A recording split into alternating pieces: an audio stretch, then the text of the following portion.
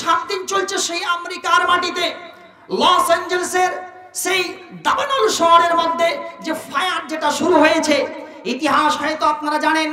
এক জঙ্গলের মধ্যে গাছে ঘষা লেগে এক জায়গায় আগুন সৃষ্টি হলো, সেই জায়গা থেকে গাছে আগুন লাগলো, আবার সেই আগুনটা যেতে যেতে অন্য গাছে লাগলো, এই আগুন আবার অন্য ঝাড়িতে লাগলো, এই ঝাড়ি থেকে আবার অন্য ঝাড়িতে, ওই গাছ থেকে ওই গাছ, ওই গাছ থেকে ওই গাছ।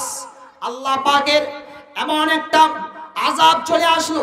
ভাই এটাকে আযাব ছাড়া রহমত তো বলতে পারি না, এটা তো এক ধরনের আযাব।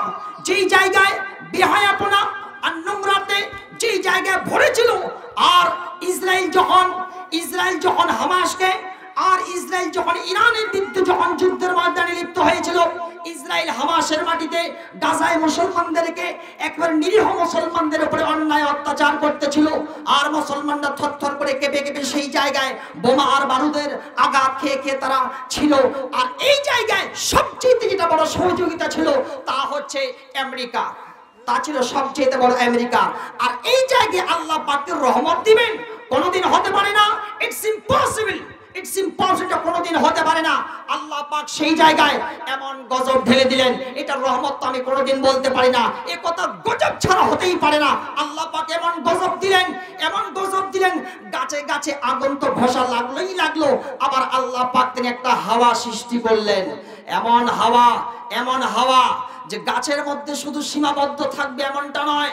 এই আগুনের মধ্যে একটা হাওয়া যে সৃষ্টি হলো, এই হাওয়ার মাধ্যম দিয়ে আগুন চলে গেল লস অ্যাঞ্জেলেসের দাবানল শহরে চলে গেল।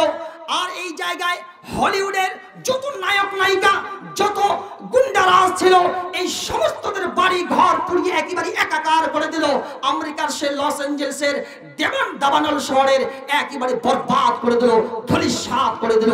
আর একদিকে আপনি মনে করেন যেই জায়গায় গাজার মাটিতে উপস্থিত যারা ছিল, গাজার মাটিতে উপস্থিত থাকায় মুসলমানরা যেমন ঘর ছাড়া করে দিয়েছে, ঘর যেমন তারা এদিক থেকে ওদিক তাদের ঘরগুলো যেমন জ্বলে পুড়ে ছাই হয়ে গিয়েছে, আল্লাহ পাকের গজব এমন আসলো আমেরিকার মাটিতে, সেই জায়গাতে আল্লাহ পাক এমন গজব ঢেলে দিলেন, থাকতে পারে তাদের কোটি কোটি আরব বিলিয়ন ডলার টাকা পয়সা বাড়িগুলো সবকিছু আল্লাহ পাক ধূলিসাৎ করে দিয়েছে।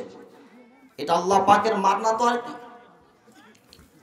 ভাই আপনার কাছে যদি 1 লাখ টাকা থাকে, সেটা যদি জ্বলে পড়ে ছাই হয়ে যায়, তাহলে এটা কি? এটা আল্লাহর একটা মারনা তো আর কি।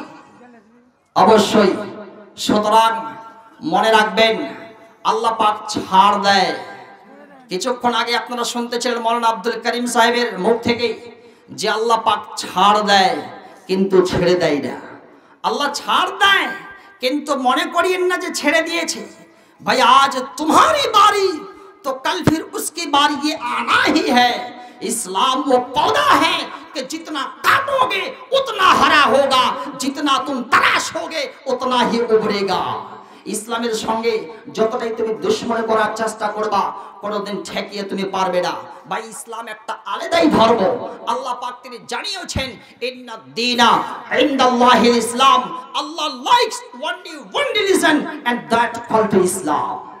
When you look in this world, in that time you look that in this world a lot of religion content, but from them Allah likes only one religion and that called Islam. আমরা সবাই জানি যে আল্লাহ পাকের কাছে সবচেয়ে মনোনীত ধর্ম হচ্ছে এই দ্বীন ইসলাম।